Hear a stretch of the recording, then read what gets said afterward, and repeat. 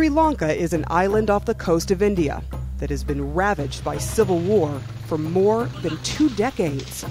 In 1983, a separatist militant group felt the government was trampling the rights of the Tamil people. And so, a bloody insurgency began. The fighters became known as the Tamil Tigers. They used suicide bombs and recruited women and children as fighters.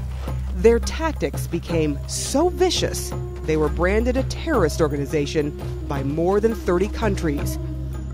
Bloody battles raged between the rebels and the government for almost 26 years. The Tamil Tigers were finally defeated by the Sri Lankan army in May of 2009.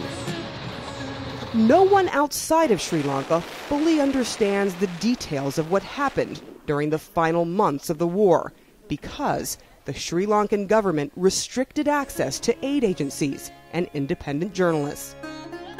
So we've just arrived in Colombo. Things seem to be... In January, I was allowed to enter Sri Lanka as a journalist. My crew and I traveled into the areas hardest hit by the fighting and spoke to those who were caught in the middle. Their suffering was profound, but through their stories, we got a rare glimpse into the power and endurance of the human spirit.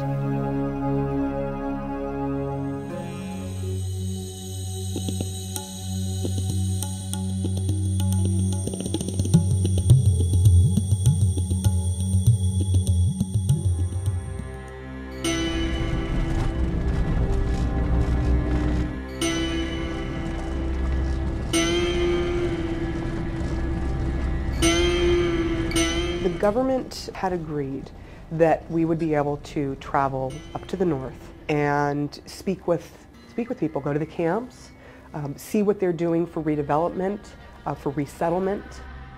So we're traveling north along the A9 highway that basically splits up the middle of Sri Lanka and goes to the north. There were these little areas and lookout posts all the way along. You started seeing more and more of that as you're driving on, and you knew, like, all right, we're here, we're in it. Before they agreed to let us in, no foreigner could just get in a car and drive. You had to go with the army. So that in and of itself, we were like, okay, well, at least they're allowing us to drive on our own. So we wanted to drive up to Jaffna. Jaffna is on the peninsula, so it's sort of the tip of Sri Lanka. And that's where we got the stories about the civilians caught in the middle of all this.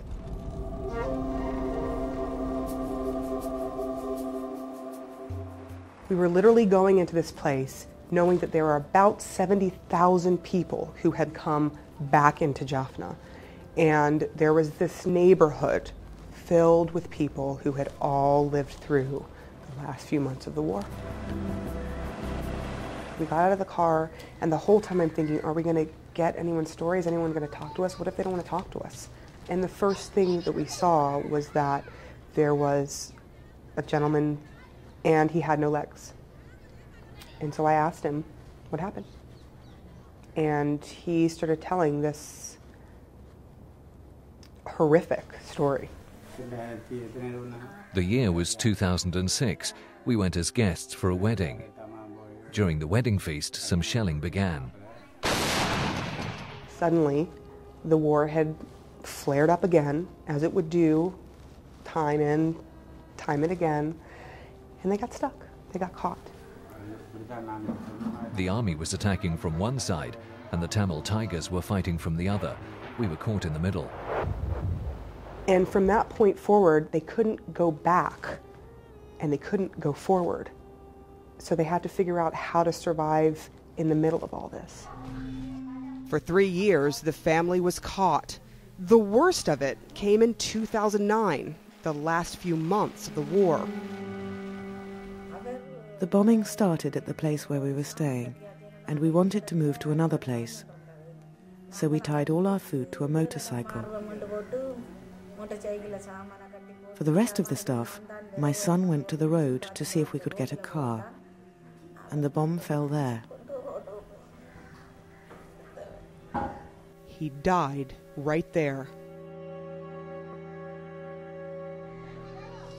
And she had this book filled with pictures, and she's going through the book, and the tears come.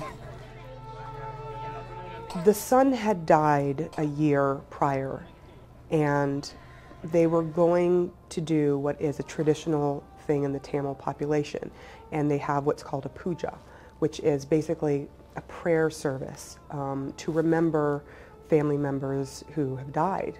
And the entire neighborhood, friends and some of their neighbors, came to help make this meal, to help remember this young man who they had lost.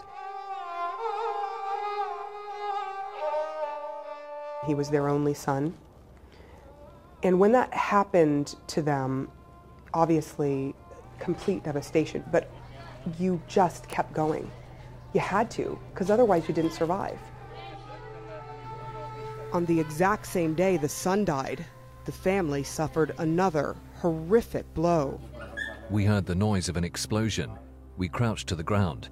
When I turned around, I saw a shell falling near my leg and exploding. One leg was damaged badly. The other leg was only lightly injured. So he's taken to the hospital. There were no medicines. Medical supplies came by ship. Until a ship came, they refused to discharge him. 8 days they kept him. In those 8 days, his legs got gangrene, so they had to amputate both legs. And when you ask them, who do you blame for this? Are you angry? They're just sorry. They're just devastated that this happened to them.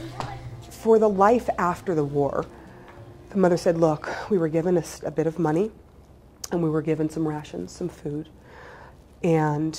But beyond that, we've got to figure out what to do. The only thing I can think of is to put up a shop that my husband can manage. I'll go to the market and bring merchandise, and my husband can sit in the store and manage it. That's the only thing I can think of. I don't know how else we're going to manage.